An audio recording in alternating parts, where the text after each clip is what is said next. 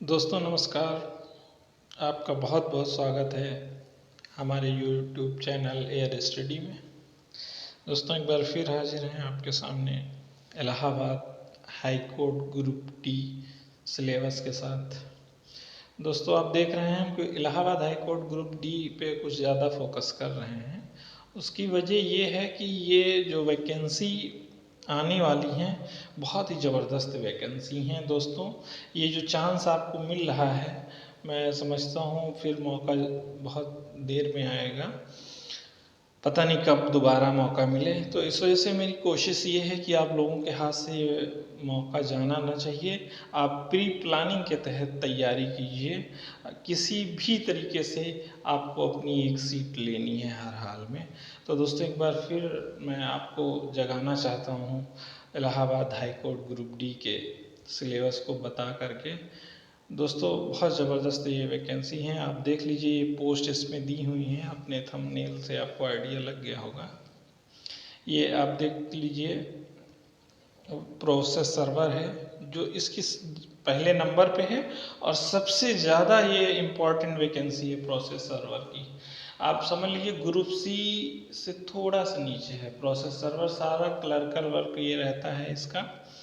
तो ये दोस्तों इसमें जो एजुकेशनल क्वालिफिकेशन है इसमें 10th है, 10वीं क्लास मांगते हैं।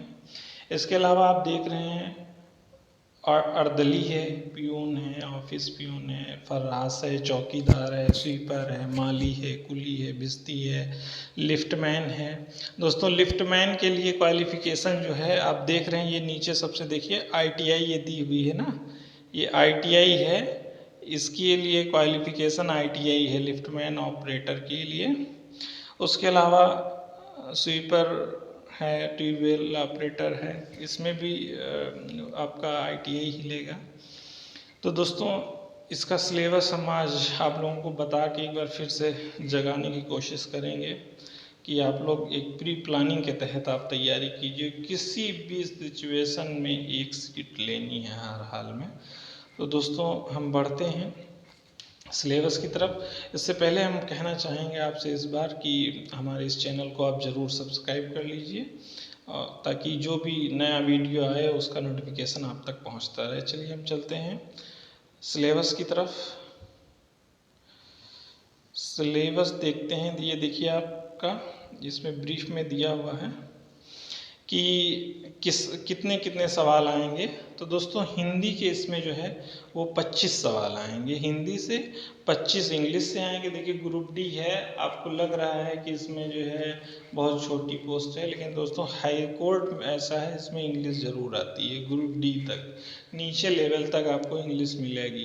तो दोस्तों इंग्लिश से आप बच नहीं सकते हैं और किसी भी सिचुएशन में आपको सीट भी लेना है और इंग्लिश भी प्रिपेयर करना है।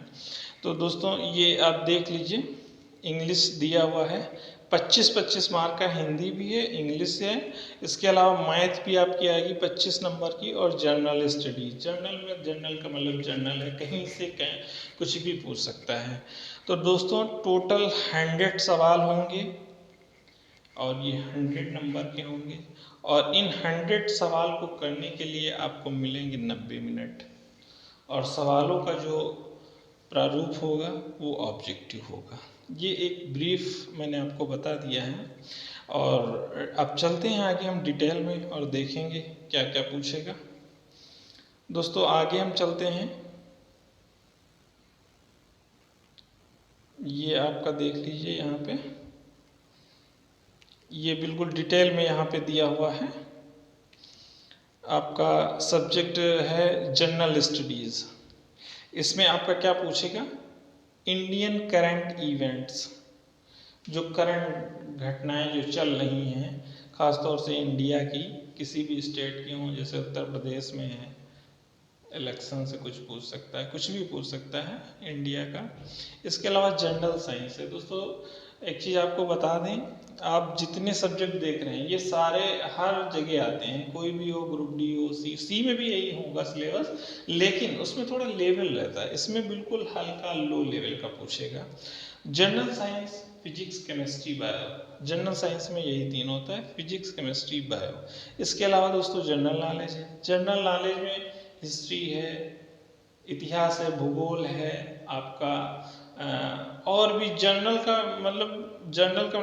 नॉलेज कहीं से ये भी पूछ सकता है, लेकिन ज़्यादातर सवाल हिस्ट्री के होते हैं या भूगोल के होते हैं। तो दोस्तों उसके अलावा है current affairs of national and international.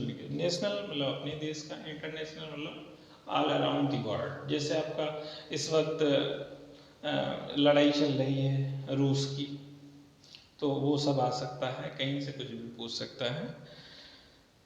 Important date आप जो दिवस होते हैं वो सब आ सकते हैं। तो दोस्तों आपको उस पर भी एक बार जो इम्पॉर्टेंट डेट्स हैं उनको भी देखनी है। करंट साइंस है, ये भी साइंस से जुड़ा हुआ सब्जेक्ट है, करंट साइंस एंड टेक्नोलॉजी के भी सवाल आएंगे इसमें। स्पोर्ट्स एंड कल्चर, कला और खेलकूद ये आएंगे।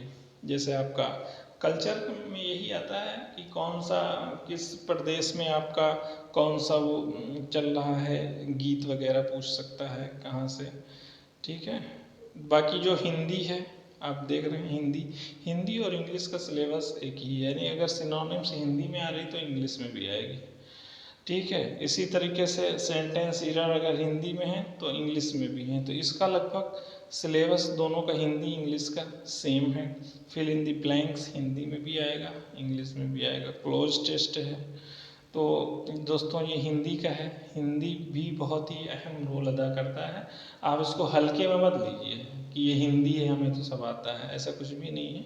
हिंदी में बहुत सारी चीज़ें पूछ लेता है जो बड़े बड़ों को नहीं पता होती हैं। दोस्तों ये मैथमेटिक्स है, मैथमेटिक्स आप देख रहे हैं तो, लेकिन हम बता चुके हैं कि बिल्कुल लो लेवल का आता है। इंग्लिश के ये जो टॉपिक्स दिए हुए हैं, सिंप्लीफिकेशन है, एवरेज है, आप समझ रहे हैं ना। Simplification, average, percentage, time and work, यानी आपका समय, काम और समय, एरिया है, लाभ हानि है, टाइम स्पीड है, जैसे लघुत्तम, महत्तम, समापवर्तक, ईज से जुड़े हुए सवाल आएंगे, ग्राफ आएंगे, पाई चार्ट आप देखते हैं ना, ग्राफ बने होते हैं ऊपर नीचे करके, तो वो सब आएंगे। ये देखिए इंग्लिश का, जो इंग्लिश में है वही हिंदी में मैं बता चुका हूँ। दोस्तों मैं आपसे बार बार कह रहा हूँ, इस बार ये एक सीट लेनी है किसी भी तरीके से, तो आपको जरा भी इसमें लगे रहिए, मेहनत से लगे रहिए।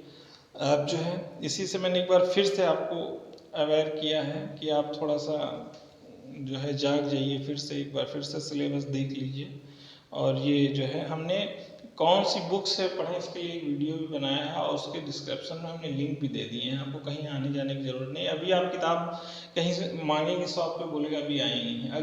जनरली बुक्स कब आती है, जब नोटिफिकेशन आ जाता है, लेकिन ऑनलाइन बुक्स अवेलेबल हैं, आप वो बुक्स मंगवा लीजिए। एक ब्रीफ में हमने लास्ट में फिर दे दिया है कि टोटल 100 क्वेश्चन होंगे। ईच क्वेश्चन कैरीज 1 मार्क्स, यानी एक सवाल के लिए एक ही नंबर है।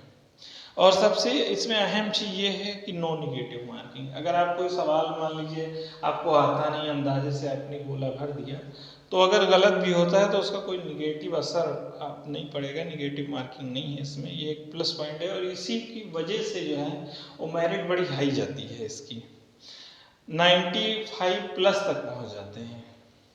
तो दोस्तों बहुत ही अहम है ये हम लोगों के लिए ये एग्ज़ाम।